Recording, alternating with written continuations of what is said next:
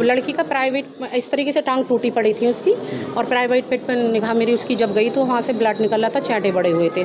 तो मैंने बाहर हल्ला काटा कि मुस्कान मिल गई है, और फ़हीम ने मुस्कान मार दी है। ट्रायल मेरी कोर्ट में आया था, उसी दिन मैंने प्रण कर लिया था कि इसको डे टू डे बेसिस पे चलाऊंगा और इसमें सज़ा कराकर पूरे समाज को संदेश दूंगा और क्राइम स्तर को घटाऊंगा, ताकि मेरे देश की, मेरे प्रदेश की बच्चियां जो सुरक्षित हो सके। जी, बिल्कुल टांगे टूट रखी थी। कोई जिस्म, शरीर का हिस्सा कोई ऐसा नहीं था जहाँ उसने काटा ना हो, जहाँ हैवानियत नहीं दिखाई थी उसने। प्राइवेट पार्ट पे हर जगह सब मतलब नोच रखा था बुरी तरीके से। आज फैसला आया है, उसको फांसी की सजा सुनाई गई है। जी, हम तो बहुत खुश हैं सर, बहुत ज़्यादा खुश हैं, और हमारी मुस्कान की आत्मा को बहुत शांति पहुँची हो। 23 अप्रैल 2023 को एक 4 साल की मासूम बच्ची के साथ में दरिंदगी की जाती है, और दरिंदगी करने के बाद में उस बच्ची की हत्या कर दी जाती है।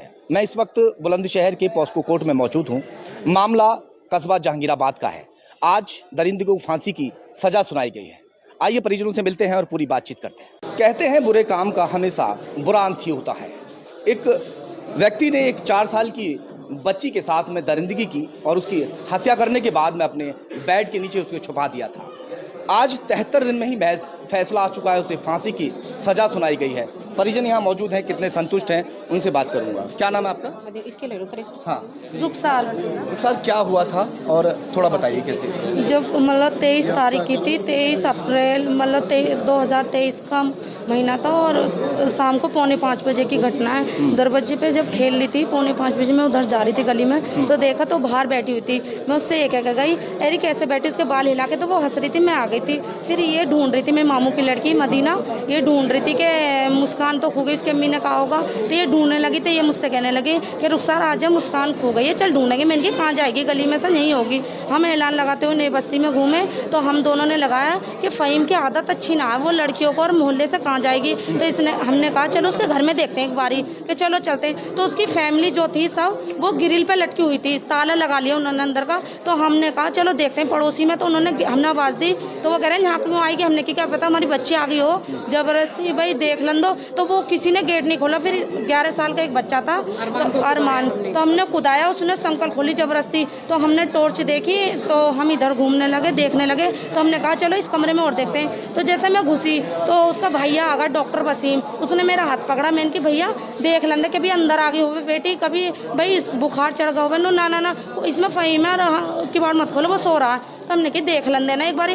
तो मैंने उसको किवाड़ खोल के जैसा धक्का मारा, तो फ़हीम इस तरह से बैठा था, ब्लीडिंग में, उसका नेक और वेकर सब ब्लीडिंग। तो मैंने आवाज़ दा, मदीना कहाँ है, फ़ोन की टॉर्च लेके आया नरगिस। फिर इसने टॉर्च छीन के उसको देखा प्राइवेट। इससे आप बुआ हैं बच्ची की, आपने सारा मंजर वो देखा था जिस वक्त बच्ची के साथ में दरिंदगी हो चुकी थी। अब आप मौके पर पहुंचे थे, क्या हुआ था फिर उसके बाद? सर मैंने जो देखा टॉर्च लेके, तो बेड की साइड, इधर की साइड तो उसने क्रेट वगैरह लगा रखी थी। जब मैं इधर साइड में गई तो उसने ना, लड़की का प्राइवेट इस तरीके से टांग टूटी पड़ी थी उसकी, और प्राइवेट पेट पर निगाह मेरी उसकी जब गई तो वहाँ से ब्लड निकल रहा था, चाटे बड़े हुए थे। तो मैंने बाहर हल्ला काटा कि मुस्कान मिल गई है, और फ़हीम ने मुस्कान मार दी है। इतना निकल के मैं बाहर आ गई। टांगे टूट चुकी थी? जी, बिल्कुल टांगे टूट रखी थी। कोई जिस्म, शरीर का हिस्सा कोई ऐसा नहीं था जहाँ उसने काटा ना हो, जहाँ हैवानियत नहीं दिखाई थी उसने। प्राइवेट पार्ट पे हर जगह सब मतलब नोच रखा था बुरी तरीके से उसने इस तरीके से भी निशान जी उसने जी सारे शरीर पे कोई ऐसा वो नहीं था शरीर जहाँ पे उसने निशान नहीं डाले हों।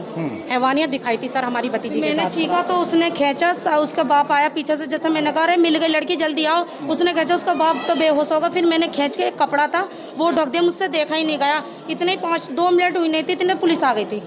फिर गेट लगा लिया उन्होंने, हमें निकाल दिया। फिर पुलिस वाले जो परिजन थे वो तो आपको अंदर घुसने भी नहीं दे रहे थे, बता रहे थे? हाँ नहीं सर, उनके घर वालों ने हम पे बहुत आपत्ति उठाई, आने भी नहीं दे रहे थे, उसको पकड़ के गेट पे कर दिया था। फिर मैंने उसको उल्टा सीधा बोला, मैंने कहा ऐसा है हमारी बच्ची नहीं मिलेगी तो हम चले जाएंगे, कम से कम हमें देखने तो दो। आज फैसला आया है, उसको फांसी की सजा सुनाई गई है। जी हम तो बहुत खुश हैं सर, बहुत ज़्यादा खुश हैं, और हमारी मुस्कान की आत्मा को बहुत शांति पहुंची होगी। आपके साथ में आपको खरीदने की कोशिश की गई हो, आपसे फैसला करने की बात की गई हो? जी फैसला करने की भी बात हुई थी। मेरे पास भी फ़ोन आया था कि गवाही मत देना। उसका बाप मुझे धमकी दे रहा था कि इस तरीके से हरकत मत करो, नहीं तो अच्छा नहीं होगा। तू भी चांदबाग में रहती है, हम भी चांदबाग में रहते हैं। अच्छा। मैंने कहा अल्लाह मालिक है, मैं इस लड़की के लिए, न्याय के लिए लड़ रही हूँ। आप बुआ हो? जी बुआ लगती हूँ, मोहल्ले पड़ोस में रहते हैं, बुआ ही लगते हैं सर। माँ बाप कहाँ हैं बच्चे? दादी और वो आए हैं, वो सीधे पापा हैं? उनकी तबीयत सही नहीं है, फीवर आ रहा। दादा आए उनके साथ। दादा आए हैं? आ जाइए थोड़ा आप भी।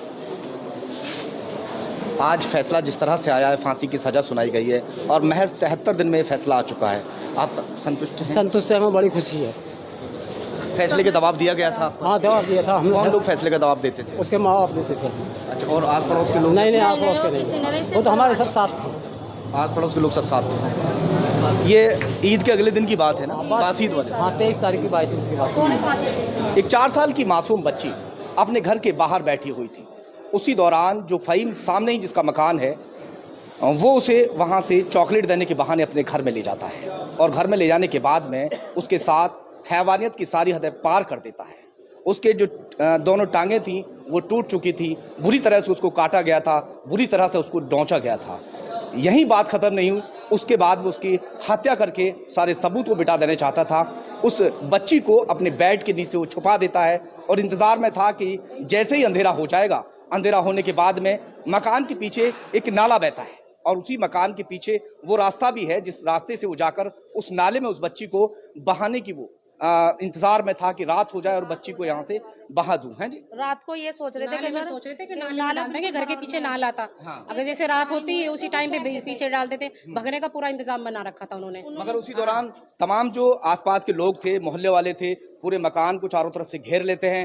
मकान के अंदर लोग एंट्री कर जाते हैं, छतों पर लोग जो है एंट्री करते हैं। बच्ची को चारों तरफ ढूंढा जा रहा था। थोड़ी देर तक तो बच्ची नहीं मिलती है, मगर जैसे ही ये जो दोनों बुआएं हैं वहां मौके पर पहुंचती हैं, पहुंचने के बाद में बेड के नीचे झांक के देखती हैं तो क्या हुआ था फिर? मतलब उसका देखा ही नहीं गया, इतना मतलब मरी हुई हमें तो हालत में मिली थी मुस्कान जी, मरी हुई मिली, बिल्कुल मरी हुई थी। जब जिस वक्त उसको उठाया गया था घर के बाहर से, कितनी देर के बाद में ढूंढना शुरू कर दिया था? इन्होंने तो मैं 3:30 बजे जैसे सो के उठी हूँ, मैं 4 बजे करीब मैं बाहर गई हूँ। कहने लगी कि बच्ची नहीं मिल रही है, तो हमने 4 बजे से ढूंढना स्टार्ट था हमारा कि लड़की पहले ही उठा ली थी। इनने 4:45 बजे देखी थी दरवाजे पे उसी के पे बैठे हुए। तो मैं कहने लगी 4:45 तूने देखी तो क्या पता फ़हीम ले गया हो, क्योंकि जो इंसान अपनी भतीजी के साथ इतनी गलत हरकत कर सकता है तो वो गली के बच्चों को क्या समझेगा। कुछ दिन पहले उसने अपनी भतीजी के साथ जी 11 साल की भतीजी बिल्कुल नंगी कर दी थी 15 दिन पहले ही, तो इसलिए हमें उस पर शक ज़्यादा था। अच्छा, शक के द्वारा ही हम उसके घर में बढ़े थे और शक हमारा यकीन में बदल जाएगा ऐसा हमने कभी सोचा भी नहीं था। बासीद का दिन था और सभी मेहमान घर पर आए हुए भी थे। बच्ची भूखी थी, सोकर उठी थी और उसी दौरान अपनी माँ से खाना मांगती है, मगर खाना उस वक्त तैयार नहीं था। माँ कहती है कि बेटा मैं अभी खाना तैयार करती हूँ, तुम थोड़ी देर खेल लो। बस वो बाहर जाके जैसी बैठती है, उस भूखी प्यासी बच्ची को वो दरिंदा खींच कर ले जाता है और दरिंदगी के अंजाम को वो दे देता है। क्या हुआ था उस दौरान, थोड़ा बताइए। क्या नाम है आपका? मेरा नाम नरगिस है। हाँ, आप क्या लगती हैं बच्ची की? मैं मुस्कान की बुआ लगती हूँ। हाँ, क्या हुआ? 4:45 बजे रुखसान ने बताया कि फ़हीम के दरवाजे पे खेल रही थी मुस्कान। तो मुस्कान हमने गली में घरों में पूछा था तो हम कहीं मुस्कान हमें नहीं मिली। हम फ़हीम के घर भी गए थे तो फ़हीम की शाहजहां है और सम्मी ने वसीम डॉक्टर ने मना कर दिया कि यहाँ मुस्कान नहीं है। फिर हम दोबारा भी गए, मन की ऐलान वगैरह लगवाया तो कहीं नहीं मिली। हम सोचने लगे कि एक बार और इनके घर पे तलाशी देख के आए हम, तो शाहजहां, सम्मी और वसीम ये मना कर रहे थे यहाँ नहीं है मुस्कान ही। हमने कहा कि मुसाइद की लड़की खो गई है। कि कौन साइद? क्या पड़ोसी को साइद को नहीं जानता क्या वसीम पड़ोस में रह के? तो नहीं यहाँ नहीं है, जाइए। एक अरमान नाम जब आप पड़ोसी के घर में पहुँचे थे, बच्ची का उस वक्त कैसे आपको बच्ची मिली थी? हमें वो उसका बेड की चादर ब्लीडिंग में सन रही थी, उसका नेकर ब्लीडिंग में सन रहा था, नीचे सिर झुकाए बैठा था बेड के नीचे। तो कमरे की लाइट जल रही थी तो मदीना ने टॉर्च जला के बेड के नीचे देखा तो उसकी ब्लीडिंग चल रही थी प्राइवेट पार्ट पे। उसका मतलब बहुत बुरी हालत कर रही थी कि उससे देखा नहीं गया हमसे, हमें ऐसे मिली। उसके बाद उसको आपने पकड़ के पुलिस के हवाले कर दिया? जी नहीं, हमें नहीं पता वो पुलिस को किसने बुलाया किसने नहीं बुलाया। हाँ। हमें सूचना हमें नहीं पता। आज जिस तरह से फांसी की सज़ा उसको सुनाई गई है, आपको कितना जो है संतुष्टि है? हमें बहुत खुशी है, हमारी भतीजी को हमें इंसाफ मिला ताकि कोई दरिंदा ऐसा किसी की बच्ची के साथ ना करे। 73 दिन में रेप के आरोपी को फांसी की सज़ा सुनाई गई है।